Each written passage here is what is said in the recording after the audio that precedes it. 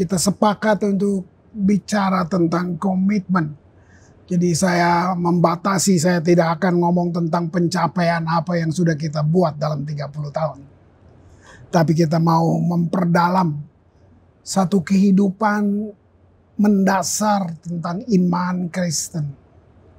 Jadi saya kembali ke kata komitmen. Komitmen itu menunjukkan satu keterikatan hati dan pikiran pribadi terhadap satu hal. Itu komitmen. Perbedaannya dengan janji.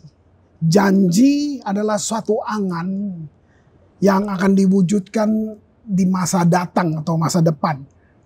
Itu bedanya komitmen dengan janji. Komitmen sangat penting. Karena komitmen merupakan harga diri dan prestasi atau meningkatkan kualitas, bukan prestasi ya. Komitmen itu merupakan harga diri dan meningkatkan kualitas seseorang yang berkomitmen. Kira-kira apa yang jadi kehendak Tuhan dalam hidup saya? Sebagai hamba Tuhan, saya terus bertanya juga seperti itu. Karena kita tidak tahu langsung gambar besarnya. Kebergantungan dengan Tuhan untuk langkah demi langkah. Kemana saya harus mengarahkan umat ini? Saya perlu bertanya dengan dia. Setelah dialog, bertanya, berdoa dengan Tuhan, yang saya harus tanya juga, saya uji pribadi saya perlu bisa melihat apakah saya on the track, saya ada dalam jalurnya dia. Gitu. Nah, kata komitmen itu artinya waktu saya berkomitmen, saya menghargai kehendak Tuhan di atas segalanya. Kolose 1 ayat 16, saya ambil terjemahan Passion Translation ya. Jadi sebab bahasanya kadang lebih tebal, lebih jelas gitu. Kolose 1 ayat 16 saya bacakan. Karena sang anak telah menciptakan segala sesuatu, baik di dimensi sorga maupun di dimensi bumi, yang tampak dan semua yang tidak tampak. Setiap kursi kekuasaan, pemerintahan, kerajaan, dan otoritas semuanya diciptakan oleh Dia untuk tujuannya. Dia telah ada sebelum segala sesuatu diciptakan. Dan sekarang segala sesuatu menemukan kesempurnaan akan di dalam Dia. Ini terjemahan The Passion. Nah, komitmen adalah saya berjanji, saya menyatakan diri, saya menyerahkan diri untuk melakukan kehendak Tuhan. Dan itu jauh lebih berharga. Yakobus 4 ayat yang kelima. Saya bacakan lagi. Apakah ayat kitab suci ini tidak mempunyai arti apa-apa bagimu? Yakni ayat yang mengatakan roh yang dihembuskan Allah ke dalam hatimu adalah pencipta yang cemburu, yang sangat menginginkan dirimu sepenuhnya. Nah, terjemahan ini sedang bilang Tuhan yang ciptakan kita. Dia ciptakan kita dengan cemburu terhadap kita. Tuhan sendiri punya komitmen dengan kita. Dengan kata lain, saya merasa betapa berharganya saya sampai yang ciptakan saya cemburu. Gitu. Saya mau saudara coba resapi, coba renungkan ayat ini. Izinkan sampai ayat ini menjelaskan lebih banyak buat saudara. Jadi di sini kalau saya simpulkan khususnya buat jemaat di Ambon. Kita yang terus fokus dengan Tuhan.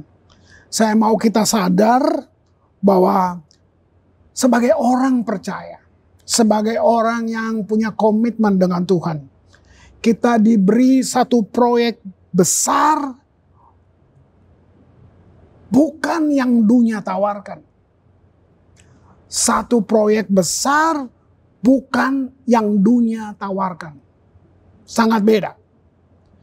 Nah, komitmen itu ada dalam Yakobus 4 ayat 8. Saya bacakan, semakin dekatkanlah hatimu kepada Allah. Nah, ini komitmen.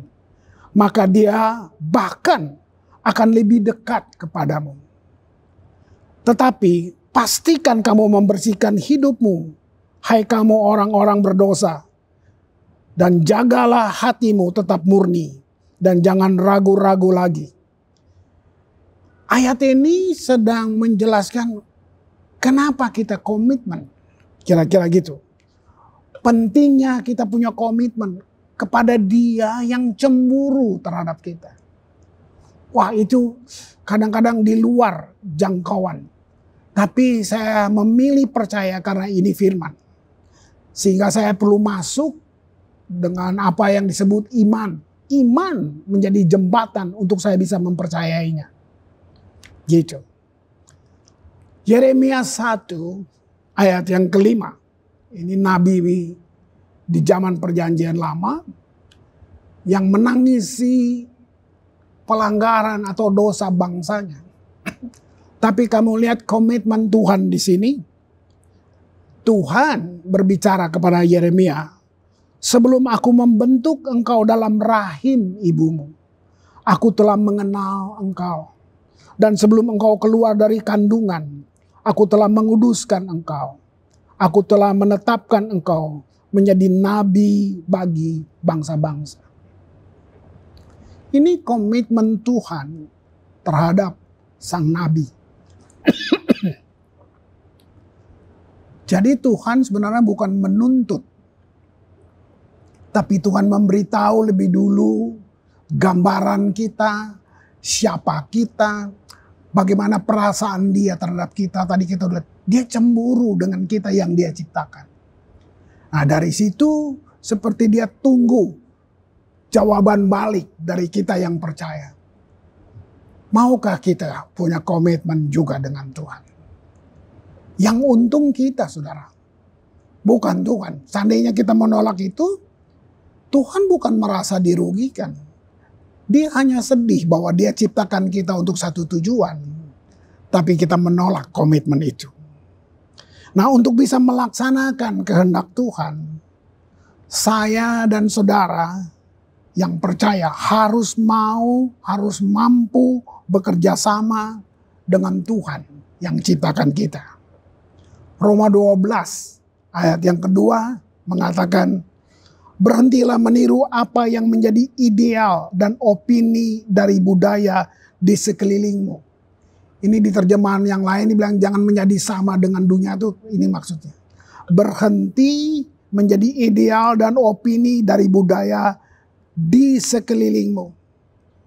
Tapi biarlah kamu ditransformasi dari dalam oleh Roh Kudus melalui pembaruan total dari caramu berpikir.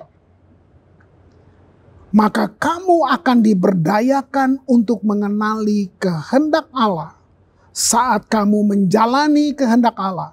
Saat kamu menjalani kehidupan yang indah, memuaskan, dan sempurna di matanya. Saudara bisa lihat nih gambaran besar yang Tuhan kasih buat kita. Untuk itu digenapi cuman butuh satu keputusan dari saya, dari saudara. Komitmen. Wow. Kita bukan diproses, saya mau bilang itu. Karena kata proses itu buat saya umum. Seluruh dunia kehidupan pakai kata proses. Saya diproses untuk ini, saya diproses. Tapi untuk masuk dalam kesepakatan komitmen ini, saya ganti kata proses itu dengan didikan Tuhan. Dalam menjalani komitmen pasti ada banyak dong rintangan. Nah, saya sebut bukan proses, tapi rintangan yang datang buat saya itu kayak didikan Tuhan. Didikan buat saya lebih bahasanya lebih kerajaan Allah. Karena didikan membuat kamu naik kelas, membuat kamu naik lebih berharga, lebih dipercayakan hal lebih besar. Seperti saya sebut tadi di atas, ada proyek besar yang Tuhan berikan buat kita yang dunia tidak bisa berikan. Nah, bagaimana untuk kita bisa menjalani itu? Kata ini yang saya ulang terus, komitmen. Komitmen menghasilkan kemampuan untuk menduplikasi diri kita kepada orang lain. Itu komitmen. Komitmen membuat kita bisa memberdayakan orang lain. Seperti apa yang Firman bilang. Ya, komitmen membuat hari ini buat saya mendelegasikan kepada generasi.